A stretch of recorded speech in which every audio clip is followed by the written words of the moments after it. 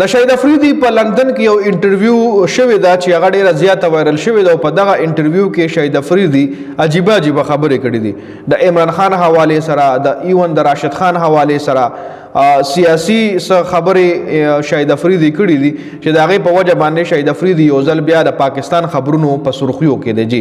اصل کې شهید افریدي څه موده پس خامخا څه بیان جاری کړي عمران خان خلاف څومره بیانات جاری کړل چې په هغې باندې خو د شهید افریدي ښه ټیک ټاک سافټویر اپډیټ شو لکه ډېر په سوشل میډیا باندې هغه ټرول شو د عمران خان خلاف بیان جاری کولو په وجه خو اوس یو بیان بل جاری کړی چې آیا دا اوس عمران خان پسې جاری کړی دی دا د چا پسې جاری کړی دی لکه زه نه پوهېږم چې دا د پی ٹی آئی پسے جاری کر دے کہ نواز شریف پسے جاری کر دے لکہ ویلی دی کچھ لوگوں نے کہا تھا کہ میں کبھی بھی پاکستان چھوڑ کے نہیں جاؤں گا اور میں نے خود دیکھا کہ گدے پر گدا بیٹھ کر جا رہا تھا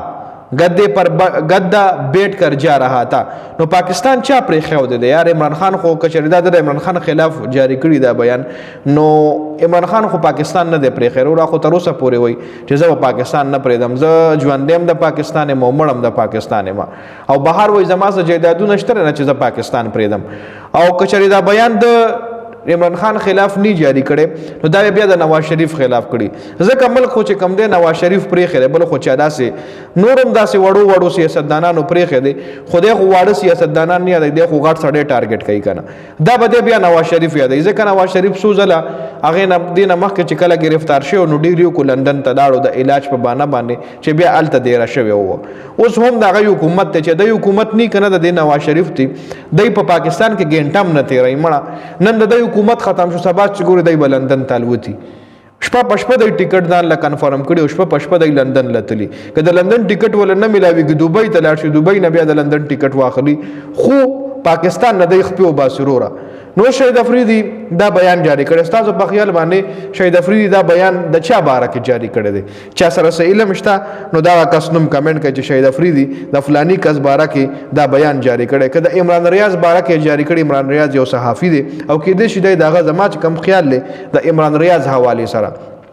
ځکه عمران ریاض چې کم دی هغه په ډنګ کی طریقه باندې لندن ته لړی تل ولته خپل ویلاګ جوړی پاکستان کې هغه سو ځله گرفتار شو نو هغه لندن ته لاړو کچری هغه یادای نو کې دی شي خو بل داسې خو سیاخو یو صحافي دی هغه سیاسي سړی نه دی خو صحافي دی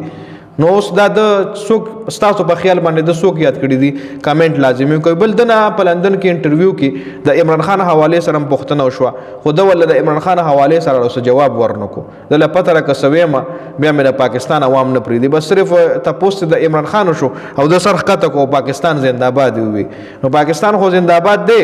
خو دله مثبته لګېدلې ضروره چې زما چې کم فین فالورز هغه په دې وجه کم شو خلکو د نفرت ښکار ځکه زه جوړ کما چې ما د عمران خان خلاف بیانات جاری کول خیر دا خو شهید افریدي په خاله راشد خان حواله سره خبرې کړې دي چې په خو پرون تاسو سره ما ویلاګ شریک کو چې راشد خان حواله سره ویل دي چې راشد خان لکه مس کم ټویټس نو کول پکارو چې کم د پاکستان او افغانستان جنگ وشو نو دې حواله سره راشد خان له ټویټس نو کول پکار ځکه یو کرکټر دی یو کرکټر ته نه پکار چې سیاست کې لو دخل اندازیو کی او راشد خان کرکټ په پاکستان کې زده کړی دی او پاکستان کې تقریبا 200 کسونه فیملیان یا د کړي افغان فیملیان دي چې غزه شهید افریدي فاونډیشن په ترو باندې سپورټ کوم